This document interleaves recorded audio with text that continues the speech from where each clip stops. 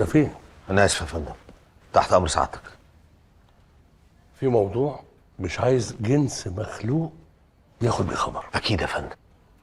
في واحد حبيبنا عاوزك تحط عينك عليه. اوامر معاليك، حضرتك بس قول لي الاسم تلاقيه تحت عينك على طول. نجيب عبد الكريم عبد الله. ايه رحت فين؟ لا معاك يا فندم، انا بس بفكر، حاسس ان الاسم ده عدى عليا قبل كده. ابن اخوه اسمه اشرف مصطفى عبد الكريم عبد الله، وده بقى انا عايز اعرف كل حاجه عنه.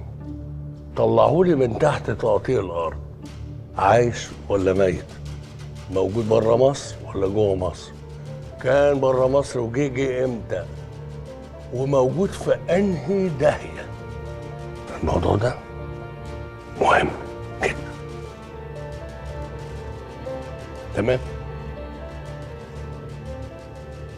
قول لي الاسامي تاني. نجيب واشرف. طيب اوامر سعادتك، بعد اذنك. اتفضل.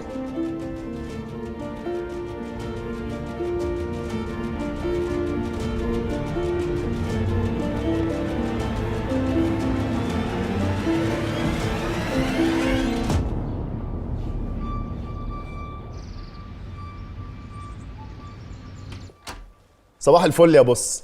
ها، عرفت لي مكان الاستوديو؟ الموضوع مش سهل، انا بدور على ابره في كوم قش، بس انا جايب لك خبر بمليون جنيه. طالما ابو فلوس مش عايز اعرفه، لو عندك اخبار ببلاش قولها. استنى بس، ده خبر انت لوحدك هتكافئني عليه.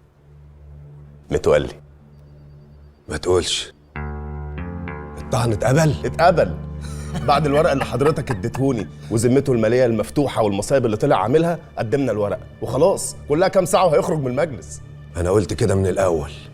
متولي قبيل ده مش وش مجلس شعب، اللي زي متولي ده اخره تاجر علف ونبقى كارمين. طب ايه بقى نديم بيه؟